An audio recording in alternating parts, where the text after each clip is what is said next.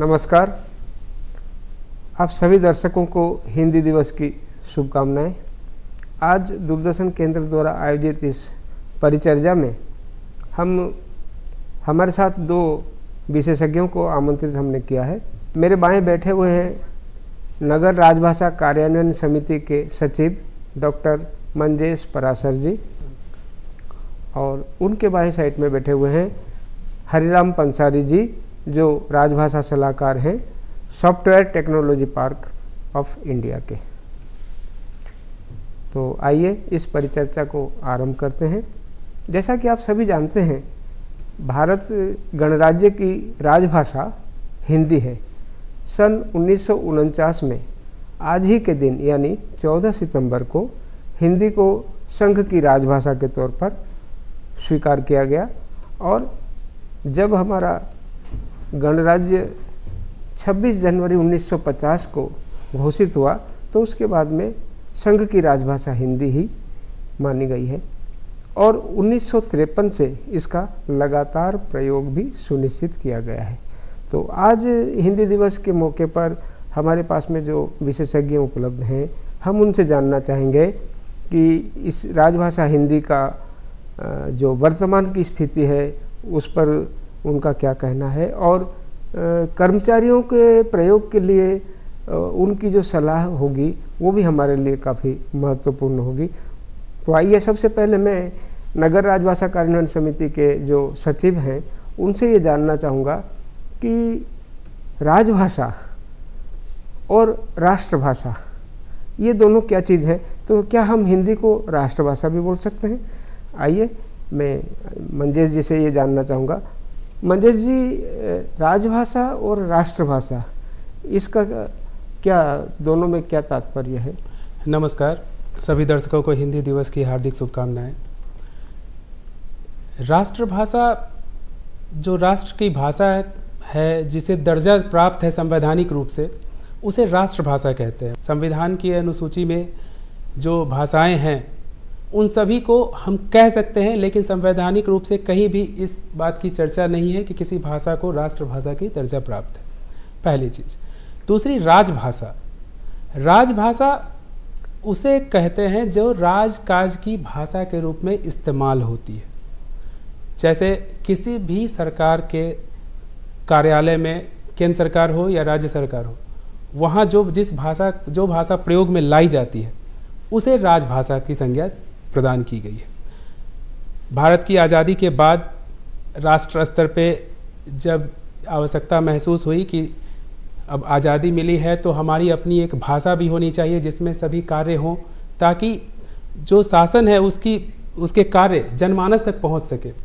तो फिर इस पर काफ़ी विचार विमर्श के बाद हिंदी को राजभाषा का दर्जा प्रदान किया गया, और यह सुनिश्चित किया गया कि केंद्र सरकार के जितने भी कार्यालय हों उनमें राजकाज, वहाँ के कामकाज हिंदी में हो। ये तो संवैधानिक व्यवस्था है कि सभी जो काम है वो राजभाषा हिंदी में होने चाहिए, लेकिन वर्तमान में देखा जा रहा है कि ज़्यादातर काम अंग्रेजी में किया जा रहा है। तो तकनीकी विशेषज्ञ होने के कारण मैं पंसारी जी से ये जानना चाहूँगा कि अंग्रेजी में जो कामकाज करने वाला व्यक्ति है उससे अगर हम अपेक्षा करें कि वो हिंदी में भी काम करे, तो आज के इस तकनीकी युग में आपके हिसाब से वो उस कर्मचारी को क्या करना चाहिए कि वो अंग्रेजी में टाइप करता हुआ हिंदी का प्रयोग कर पाए? इसके बारे में आप थोड़ा सा जानें। सर्वप्रथम सभी को आज हिंदी दिवस की हार्दिक शुभकामनाएं। अभी तो जितने भी इलेक्ट्रॉनिक उपकरण हैं, चाहे वो मोबाइल फ़ोन हो चाहे कंप्यूटर हो, उसमें हर तरह की तकनीकी सुविधाएं उपलब्ध हो गई है। जो अंग्रेजी में जितना काम हो सकता है, सारा का सारा काम हिंदी में भी हो रहा है, हो सकता है। तो जो अंग्रेजी में काम करने के अभ्यस्त हैं उनके लिए एक ऐसी सुविधा दी गई है कि आप अंग्रेजी में टाइप करेंगे वो हिंदी में लिप्यंतरण हो जाएगा। इसमें जो कभी कभी छोटी बड़ी की थोड़ी बहुत समस्या आती है, लेकिन उसको नज़रअंदाज किया जाता है। और साथ ही अगर आप अंग्रेजी में कोई डॉक्यूमेंट है, आपका कोई भी दस्तावेज है, उसे आप MS वर्ड या जिस सॉफ्टवेयर में आप काम कर रहे हैं उसी सॉफ्टवेयर में उसे पूर्णतः उसी रूप में ही हिंदी में अनुवाद करके देने की भी तकनीकी सुविधा आ गई है। गूगल ट्रांसलेट हो, चाहे MS वर्ड का माइक्रोसॉफ्ट ट्रांसलेटर है, बिंग ट्रांसलेटर है, कई तरह के ट्रांसलेशन की सुविधाएं भी आ गई है। तो अनुवाद भी ऑटोमेटिक हिंदी में हो जाता है। स्पेल चेकर की भी सुविधा आ गई है। तो इससे अंग्रेजी में काम करने वालों को हिंदी में काम करने में कोई खास समस्या नहीं आती है। जी, अब मैं मंजेश जी से जानना चाहूँगा कि सरकारी कार्यालय में कामकाज हिंदी में होना चाहिए, तो आप हमें ये बताइए कि इसे लेकर राजभाषा विभाग में जो प्रावधान बनाए गए हैं, उन प्रावधानों में से कम किन प्रावधानों का अनुपालन सुनिश्चित किया जाए ताकि कर्मचारी आसानी से काम कर सकें और हम राजकाज अंग्रेजी को छोड़कर हिंदी में कर पा रहे हैं, ये हम दर्शा सकें। इसमें सबसे पहले ये ध्यान रखा जाना चाहिए कि कामकाज हिंदी में हो। सबसे पहली प्राथमिकता यही होनी चाहिए। उसके बाद हमें ध्यान देना है जब कामकाज होने लगे, कर्मचारी काम करने लगे, उनकी झिझक खत्म हो जाए, फिर हम देखेंगे और हमें यह विश्वास है कि हम पाएंगे कि अपने आप शुद्धिकरण और ये सारी चीज़ें होती हैं। अब रही आप प्रावधानों की बात कर रहे हैं, तो प्रावधान बहुत सारे हैं। जैसे धारा 3(3) भी है, जिसके तहत जो भी सामान्य आदेश, परिपत्र, प्रतिवेदन इत्यादि जो 14 प्रकार के दस्तावेज जारी किए जाते हैं, सूचना है, संसद के दोनों सदनों के समक्ष रखे जाने वाले दस्तावेज आदि जो भी है, वो सभी द्विभाषी जारी किए जाने हैं, हिंदी और अंग्रेजी साथ साथ। तो इसके लिए आवश्यक है, सबसे पहले आवश्यक है कि जो भी कर्मचारी अधिकारी हैं वे हिंदी में कार्य करें। पहली प्राथमिकता मेरे हिसाब से यही है। प्रावधान धीरे धीरे खुद ब खुद अनुपालन किए जाएंगे जैसे ही प्रयोग में भाषा आ जाएगी। तो अब एक सवाल यहाँ पे आता है कि जिस प्रदेश की भाषा हिंदी नहीं है, जैसे कि हम उड़ीसा क्षेत्र से, तो यहाँ की भाषा तो हिंदी है नहीं, तो कर्मचारियों को हिंदी में काम करने में असुविधा होती है। तो आप एक तो ये बताइए कि एक शब्द हमको वो प्रायतः सुनने में मिलता है कि इस कर्मचारी को हिंदी में व्यावहारिक ज्ञान है या नहीं है। तो ये जो व्यावहारिक ज्ञान है हिंदी में, उसके बारे में आप थोड़ा सा प्रकाश डालिए।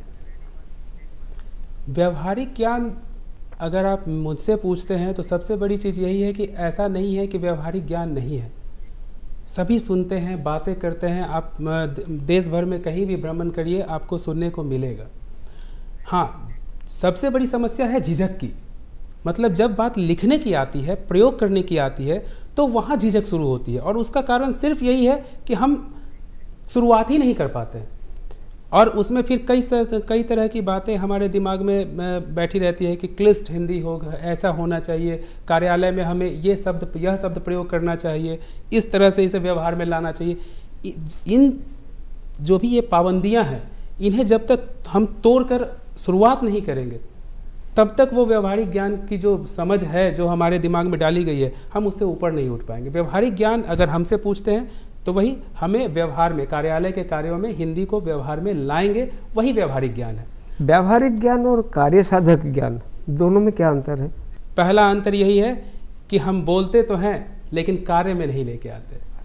हम सुनते तो हैं लेकिन जब लिखने की बात आती है तो हम शुरुआत नहीं कर पाते। यह मेरी अपनी सोच है। अब कार्यसाधक ज्ञान नियम के हिसाब से आते हैं, जो प्रावधान है। जैसा कि आपने पूछा तो एक और चीज़ मैं इसमें जोड़ देता हूँ। राजभाषा विभाग द्वारा जो हिंदीतर भाषी क्षेत्र हैं, जहाँ हिंदी मातृभाषा नहीं है, वहाँ के लिए प्रशिक्षण की भी व्यवस्था की गई है। राजभाषा विभाग के तहत केंद्रीय अनुवाद ब्यूरो है, उसी के तहत हिंदी शिक्षण योजना भी बनाई गई है, जिसके केंद्र कई शहरों में है, और वे केंद्र सरकार के जो भी कर्मी हैं उनके लिए कई प्रशिक्षण कार्यक्रम चलाते हैं, जहां केंद्र सरकार के कर्मियों को हिंदी भाषा का अलग अलग स्तर के, हिंदी भाषा की अलग अलग स्तर के प्रशिक्षण दिए जाते हैं। उन प्रशिक्षण में उन्हें हिंदी भाषा का ज्ञान, कार्यालय में कैसे प्रयोग करें, इन चीज़ों के बारे में बताई जाती है, कैसे व्यवहार में लाएं, उन्हें दिया जाता है। तो यह व्यवहारिक ज्ञान वो जो हमने थोड़ा सा छोड़ा था वो हम यही है कि जब प्रशिक्षण उन्हें दी जाती है तो कार्यालय में जब प्रयोग में आने लगती है तो वो व्यवहार में भी आने लगती है, तो यही व्यवहारिक ज्ञान है। कार्यसाधक ज्ञान आपने मेरे से पूछा था। कार्यसाधक ज्ञान अब नियमानुसार जो बनाया गया है उसके तहत यदि कोई भी व्यक्ति 10वीं मैट्रिक समकक्ष परीक्षा में एक विषय में अगर हिंदी में उसने परीक्षा उत्तीर्ण किया है, हिंदी उसकी विषय रही है, तो उसे कार्यसाधक माना जाएगा, पहला। दूसरी चीज़ है कि यदि वह व्यक्ति केंद्र सरकार द्वारा निर्धारित कोई पाठ्यक्रम या केंद्र सरकार द्वारा मान्यता प्राप्त अन्य कोई पाठ्यक्रम पास कर लेता है तो उसे कार्यसाधक ज्ञान प्राप्त माना जाएगा। तीसरी चीज़ है यदि वह स्वघोषणा भी करता है कि उसे कार्यसाधक ज्ञान प्राप्त है, मीन्स वह कार्यालय के कार्यों को कर सकता है, तो भी उसे कार्यसाधक माना जाएगा। धन्यवाद। पंसारी जी, आजकल हम देख रहे हैं कि पहले एक ज़माना था लोग फाइलों पे लिखा करते थे, आज तो कंप्यूटर का ज़माना आ गया है। आमतौर पर ई फाइल पर काम शुरू होने लग गए हैं। तो आपको लगता नहीं कि जो कर्मचारी हिंदी तर भाषाभाषी है उसको ई फाइल में काम करने में हिंदी में कोई दिक्कत नहीं? आजकल तो ई ऑफिस आ गया, उसमें बहुत ही सरलता मिल गई है। जितने भी दस्तावेज हों, चाहे ईमेल हो, चाहे नोटिंग्स हो, चाहे जितने भी हों, सब ऑटोमेटिकली एक स्टेप से दूसरे स्टेप से तक, एक अधिकारी से दूसरे अधिकारी तक अपने आप प्रसारित होते रहते हैं। उसमें ऐसी सुविधा है कि आप चाहें तो आप अंग्रेजी में करें, चाहे आप हिंदी में करें, किसी अन्य भाषा की सुविधा भी उसमें है। तो जो भाषा आप चयन करते हैं उसमें आप आराम से कर सकते हैं। आप पहले का था, आप नोटशीट कागज़ में नोट लिखते थे, टिप्पणी लिखते थे, वो टिप्पणी फिर पियून लेकर के दूसरे अधिकारी के पास जाता था, वो फाइल कहाँ जाती थी, कहाँ पहुँचती थी, कुछ पता नहीं चलता था। लेकिन इसमें तत्काल हर व्यक्ति के पास में सूचना पहुँच जाएगी कि ये फाइल अभी इस व्यक्ति के पास में है, इस व्यक्ति से निकली उस व्यक्ति के पास में गई। और साथ ही उसमें हिंदी में, अंग्रेजी में किसी में भी टिप्पणी लिखने की, नोटिंग्स करने की, सारे डॉक्यूमेंट्स को अटैच करने की सारी सुविधाएं उसमें उपलब्ध है। तो ये ऑफिस से सरकारी काम भारतीय भाषाओं में, हिंदी में बहुत ही आसानी से और बहुत तेज़ी से बढ़ने लगा है। यानी कि आप कहते हैं कि तकनीकी का सुविधा लेते हुए कर्मचारी बेझिझक हिंदी में काम कर सकते हैं? जी हाँ, बिल्कुल, बहुत अच्छी तरह से काम कर रही हैं और ये ऑफिस से बहुत ही सुविधा मिल गई है। हिंदी में काम करना आसान हो गया है। हिंदी के कार्य का जो परिमाण है वो बहुत ही ज़्यादा बढ़ रहा है। पंसारी जी, आप हमको ये बताइए कि राजभाषा की नीति के अनुपालन के लिए मुख्यतः कार्यालय में जिम्मेदारी किसकी होती है और नगर राजभाषा कार्यान्वयन समिति की इसमें क्या भूमिका रहती है? इस संबंध में राजभाषा विभाग द्वारा, भारत सरकार द्वारा प्रावधान बनाया गया है कि कार्यालय के जो प्रधान होते हैं, यह उनका उत्तरदायित्व है कि कार्यालय में राजभाषा द्वारा जारी दिशा निर्देश अनुपालित किए जा रहे हैं या नहीं। नगर राजभाषा कार्यान्वयन समिति, इसका यह दायित्व होता है, यह एक मंच तैयार किया गया है सरकार द्वारा, जहां सभी केंद्र सरकार के सभी कार्यालय इकट्ठे होकर एक जगह बैठकर राजभाषा के प्रगामी प्रयोग संबंधित यदि कोई कठिनाई आ रही है, किसी प्रकार की कोई दुविधा हो तो उसका निदान ढूंढा जाए। यदि उसमें कुछ नीतिगत आवश्यकता हो तो नगर राजभाषा कार्यान्वयन समिति इस संबंध में उस सूचना को राजभाषा विभाग को प्रेषित करता है ताकि वहाँ से उस संदर्भ में कुछ दिशा निर्देश जारी किए जाएं। दूसरी चीज़ है कि जब आपस में सभी कार्यालय बैठकर कोई निर्णय लेते हैं तो जो अध्यक्ष कार्यालय है नगर राजभाषा कार्यान्वयन समिति के, वह उसे सभी कार्यालयों को, केंद्र सरकार के जितने भी कार्यालय हैं सभी को प्रेषित करता है और वहाँ प्रत्येक कार्यालय के प्रधान की यह उत्तरदायित्व है कि वे नगर राजभाषा से प्राप्त दिशा निर्देशों का अनुपालन कराएं और समय समय पर इसकी समीक्षा भी करें। पंसारी जी, इन्होंने कहा कि कार्यालय प्रमुख का उत्तरदायित्व होता है कि वो राजभाषा के नीति का अनुपालन सुनिश्चित करें। अब आपने इससे पहले कहा कि तकनीकी आ गई है कि लोग अगर वो अंग्रेजी में भी टाइप करें तो लिप्यंतरण होकर वो हिंदी में उसका आ जाता है। तो ये जो सुविधा तकनीकी तौर पे प्राप्त हुई है, इसमें हमें एक शब्द सुनने में मिलता है यूनिकोड। एक तो आप ये बताइए कि ये यूनिकोड क्या है और इसके एनकोडिंग से क्या मतलब है? यूनिक कोड जैसा कि इसके नाम से स्पष्ट है, यूनिक प्लस कोड, अर्थात यूनिक का अर्थ अनुपम, जिसका कोई डुप्लीकेट ना हो। संसार की जितनी भी भाषाएं हैं, लिखित लिपियां हैं, उनके हर एक वर्ण का, हर एक मात्रा का, हर एक चिन्ह का एक यूनिक कोड निर्धारित किया गया है। वो कोड हेक्स कोड में होता है और 2 बाइट में होता है। यूनिकोड में कुल यूनिकोड एक 21 बिट वाला कोड है, जिसमें कि संसार की जितनी भी भाषाएं हैं सभी शामिल हो गई है, सभी वर्ण, सभी अक्षर, सभी चिन्ह शामिल हो गए हैं। कुल मिलाकर के देखें तो 20,97,152 अक्षर एक ही फॉन्ट फाइल में आ सकते हैं। तो जो मान लीजिए एक कोड नंबर दे दिया गया 0905 हिंदी के अ का, तो 0905 जो कोड नंबर है हिंदी के अ अक्षर का, वो संसार की किसी दूसरी भाषा के किसी दूसरे वर्ण को, किसी दूसरे मात्रा को नहीं दिया जाएगा। वो अनुपम कोड उसी का ही होगा। इसी प्रकार संसार की हर एक लिपि का एक अनुपम कोड होता है। उसकी एनकोडिंग इस प्रकार से की गई है ताकि किसी भी भाषा में कोई भी व्यक्ति संसार में किसी के पास कोई भी संदेश, कोई भी ईमेल, कोई भी मैसेज या कोई भी सोशल मीडिया में कोई संदेश भेजे तो वो ज्यों का त्यों रहे, वो उसमें कोई बिगड़ाव नहीं हो, कोई भी गलती ना हो, किसी भी प्रकार की कोई तकनीकी असुविधा ना हो। तो इसलिए यूनिकोड का जो CLDR अर्थात कॉमन लैंग्वेज डाटा रिपोजिटरी, वो सभी कंप्यूटरों में, कंप्यूटर के ऑपरेटिंग सिस्टम में जितने भी ब्राउजर हैं, चाहे वो इंटरनेट एक्सप्लोरर हो, चाहे गूगल क्रोम हो, चाहे जो भी हो, जितने भी मोबाइल फ़ोन्स हैं, जितने भी इलेक्ट्रॉनिक उपकरण हैं, उन सब के सिस्टम सॉफ्टवेयर में इनबिल्ट रूप से उपलब्ध रहता है ताकि संसार की किसी भी भाषा में आप काम कर सकें।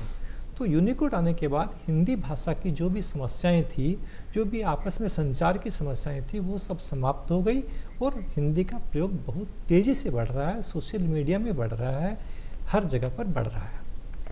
मंजेश जी, जैसे भी पंसारी जी ने कहा कि हिंदी का प्रयोग हर स्तर पर बढ़ रहा है, अधिक कार्यालयों में हिंदी का प्रयोग होने लगा है। क्या वास्तव में ये स्थिति है और नगर राजभाषा कार्यान्वयन समिति का क्या ये उत्तरदायित्व बनता है कि वो विभिन्न कार्यालयों में जाकर वहाँ पर हिंदी का अनुपालन हो रहा है या नहीं, राजभाषा विभाग द्वारा जो दिशा निर्देश जारी किए गए हैं उनको किस ढंग से उन कार्यालयों में उसको काम में लाया जाता है, इसके बारे में नगर राजभाषा कार्यान्वयन समिति का क्या उत्तरदायित्व है? नगर राजभाषा कार्यान्वयन समिति का निर्माण ही राजभाषा के दिशा निर्देशों के अनुपालन के लिए किया गया कि जितने भी एक नगर स्थित जो भी केंद्र सरकार के कार्यालय हैं वहाँ पे राजभाषा के दिशा निर्देशों का अनुपालन हो रहा है, नहीं हो रहा है, कार्यान्वयन कैसा हो रहा है, इसका दायित्व नगर राजभाषा कार्यान्वयन समिति को सौंपा गया। अब नगर राजभाषा कार्यान्वयन समिति वर्ष में 2 बैठकें आयोजित करती है दिशा निर्देशों के आलोक में। अब उन बैठकों में हम सर्वसम्मति से, जितने भी सदस्य कार्यालय होते हैं उनके बीच चर्चा करते हैं, सर्वसम्मति से कुछ मुद्दे तय किए जाते हैं जिस पे नगर राजभाषा कार्यान्वयन समिति सदस्य कार्यालयों के सहयोग कार्य करती है। अब जैसा आपने कहा कि कार्यालयों में जाकर निरीक्षण करना, तो इस ये भी किया जा सकता है, क्योंकि जब कार्यान्वयन की जवाबदेही नगर राजभाषा कार्यान्वयन समिति को सौंपी गई है तो यह भी किया जाता है, कई जगहों पे किया जा रहा है। अभी हम भी इन पे चर्चा कर रहे हैं और जैसे ही आगे सर्वसम्मति बनती है तो इस पे भी कार्य किया जाएगा। तो कार्यालय में जो कार्यान्वयन समितियों का गठन किया जाता है, उस गठन के पीछे मूल उद्देश्य क्या है और क्या आपको लगता है कि जो कार्यान्वयन समितियां होती हैं वो अपना उत्तरदायित्व तो सही ढंग से निभा पा रही हैं? आपने बहुत अच्छा प्रश्न पूछा है। राजभाषा कार्यान्वयन समितियों का गठन सभी कार्यालयों में अनिवार्य रूप से होता है और हर 3 महीने में इसकी अनिवार्य रूप से बैठक होती है। बैठकें कार्यरत भी हिंदी में जारी होती हैं। हिंदी के प्रगति के लिए, हिंदी के कार्यालय में प्रयोग को बढ़ाने के लिए विभिन्न उपायों पर आपस में चर्चा होती है, उसके समाधान निकाले जाते हैं। ये तो एक हद तक सही है, लेकिन व्यावहारिक रूप से देखें तो चूँकि हिंदी के अनुपालन के लिए अभी तक कोई भी दंड विधान लागू नहीं है, अगर हिंदी में आपने ये काम नहीं किया या ये काम नहीं हो पाया, इसके लिए भले ही थोड़ी बहुत हमें आलोचना सुननी पड़े, थोड़ा कुछ सुनना पड़े, लेकिन कोई दंड विधान किसी को दिया नहीं जाता, कोई दंड विधान लागू नहीं है। केवल प्रेम, प्रेरणा, प्रोत्साहन, पुरस्कार वगैरह इसी के माध्यम से हिंदी का प्रयोग बढ़ रहा है। तो लोगों में हिंदी का अनुपालन न करने के पर कोई किसी प्रकार का कोई डर का माहौल नहीं रहता है। प्रेम के आधार पर, लोगों से प्रेरणा के आधार पर लोगों को प्रोत्साहित करके ही हम आगे बढ़ा पाते हैं। तो राजभाषा कार्यान्वयन समितियाँ इसी प्रकार प्रोत्साहन दे करके लोगों को प्रेम से, दिल से प्रेरित करके ही हिंदी के कार्य को आगे बढ़ाती है और कार्य आगे बढ़ता है, चलता है ऑफिसों में। हाँ, लेकिन अगर हिंदी के अनुपालन न किए जाने पर भी अगर दंड विधान लागू होता तो वो तेजी से आगे बढ़ता। देखिए, राजभाषा विभाग की तो ये नीति रही है कि प्रेरणा और प्रोत्साहन, इसी के जरिए हिंदी को आगे बढ़ाना है।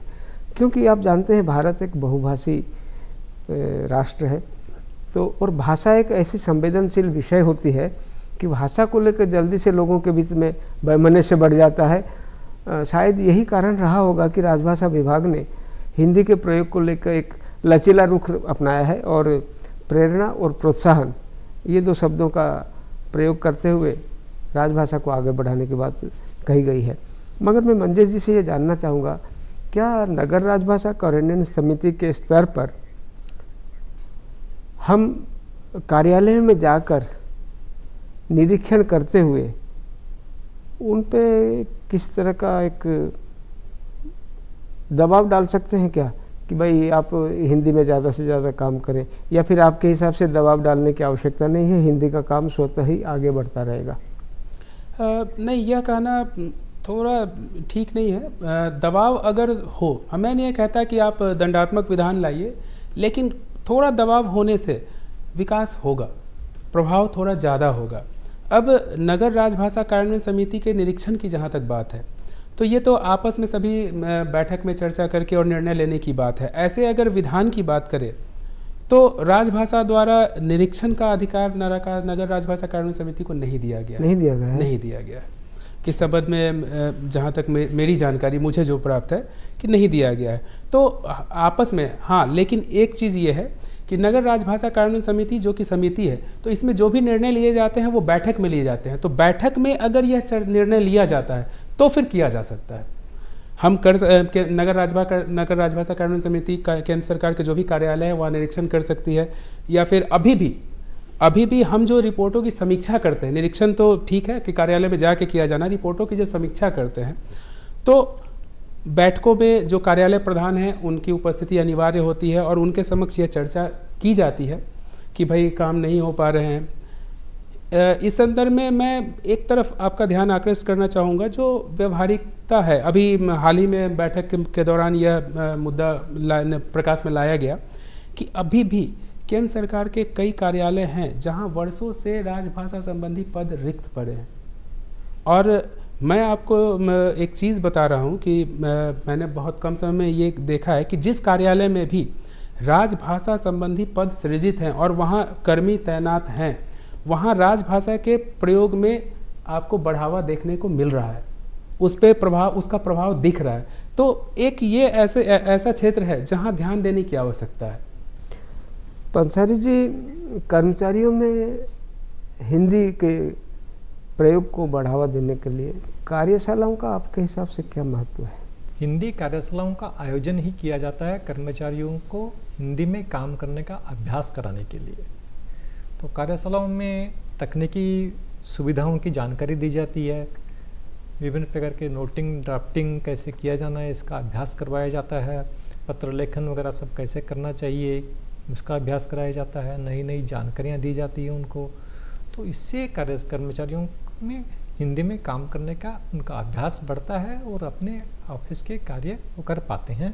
तो राजभाषा विभाग ने हर 3 महीने में हर 3 महीने में एक कार्यशाला का आयोजन हर कार्यालय में करने का आदेश दिया हुआ है और 3 महीने में हर कार्यालय में एक हिंदी कार्यशाला का आयोजन होता है।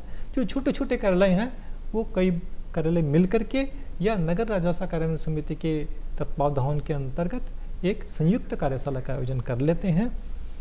और आजकल तो जैसे कि ये कोरोना काल से जब तक चला, सभी हिंदी कार्यशालाएं भी ऑनलाइन जूम मीटिंग के माध्यम से या गूगल मीट के माध्यम से होने लगी है।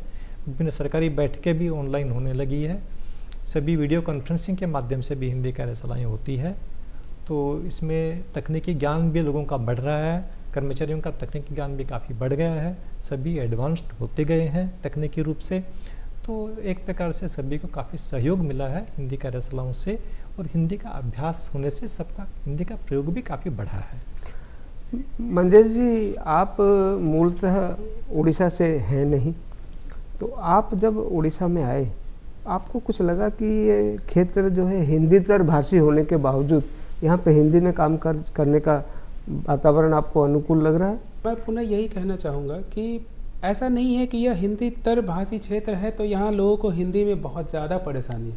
थोड़ी परेशानी है, व्यवहारिक स्तर पे भी है, परंतु फिर मैं एक बार वही चीज़ दोहराऊंगा कि सबसे बड़ी दुविधा यही है कि इच्छा शक्ति की कमी। जो सोच हमारी है, पता नहीं, मैं जब यहाँ आया तो मुझे एक चीज़ देखकर बहुत गौरव महसूस हुआ। जैसे मातृभाषा के प्रति जो लोगों का लगाव है, चाहे वो लिखने में हो, पढ़ने में हो, वो मुझे बहुत गौरवान्वित करता है। पर दूसरी तरफ, ये मेरा व्यक्तिगत सोच होगा, दूसरी तरफ मुझे उतना ही दुख तब होता है जब हिंदी से ज़्यादा अंग्रेजी को प्रचलन मिलता है। तो आपके हिसाब से हिंदी दिवस हम जो मना रहे हैं या फिर आज जो परिचर्चा कर रहे हैं, इस चर्चा का उद्देश्य ही शायद यही है कि हिंदी में लोग कैसे ज़्यादा कामकाज करें जी। और मैंने सुना है कि इस बार का जो हिंदी दिवस होने जा रहा है ये कुछ विशेषताएं लिए हुए हैं। तो मैं आपसे जानना चाहूँगा कि इस बार के जो हिंदी दिवस का आयोजन किया जा रहा है उसकी विशेषता क्या है? भारत सरकार द्वारा पिछले वर्ष से एक बहुत ही अनूठा प्रयास किया गया है और पिछले वर्ष भी पहली बार अखिल भारतीय राजभाषा सम्मेलन आयोजित की गई थी वाराणसी में, जिसमें देश भर से जो हिंदी प्रेमी हैं, केंद्र सरकार के कार्यालय के कर्मी हैं हिंदी से जुड़े हुए, या वरिष्ठ अधिकारी, उच्च अधिकारी, उनको आमंत्रित किया गया था।